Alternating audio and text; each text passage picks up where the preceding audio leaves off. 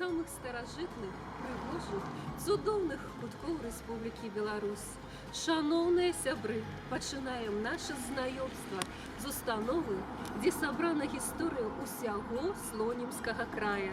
Слонімскі краязнаўчы музей – адзін са старэйшых музеяў Гродзеншчыны.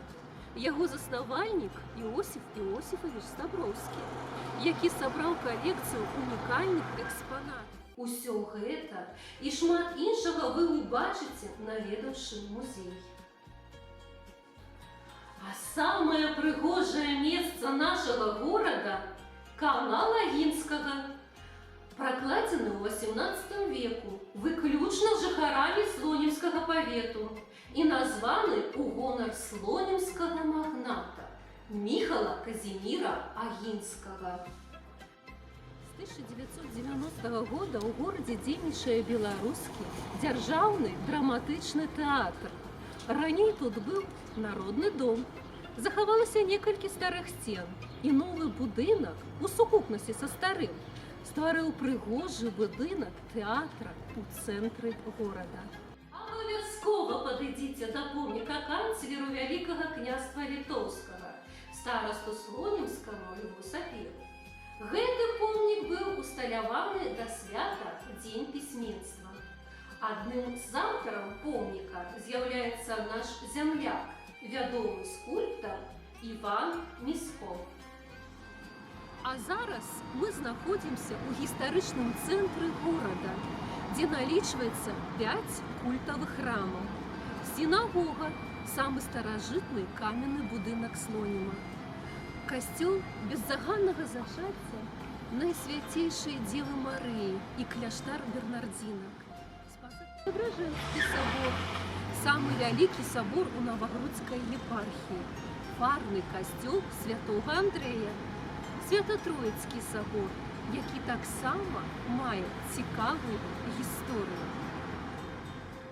Захаваліся і такія гістарычныя будынкі, як Слонімская ратуша, помнік архітэктуры барока, пабудаваны ў другой палове 18 стагоддзя ў цэнтры горада. Сёння тут знаходзіцца Слонімская раённая бібліятэка, імя Якова Коласа. Пры ёй працуе музей беларускай кнігі. Слонімская аўстэрыя, пабудавана ў другой палове 18 стагоддзя. Былы заезды дом пры палацы слонімскага старасты вялікага гетмана літоўскага Міхала Казіміра Агінскага. У некалькіх кіламетрах ад гораду знаходзіцца найпрыгажэйшае месца – наша святыня, цэнтр праваслаўя ў Беларусі.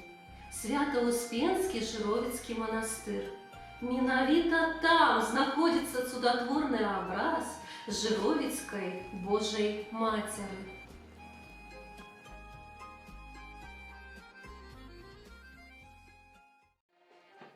На сучасны перыяд Слонім можна назваць горадам паланэзу, бо штогод у Слоніме праводзіцца рэгіянальны фестываль «Паланэз», які нікога не пакіне абыякавым.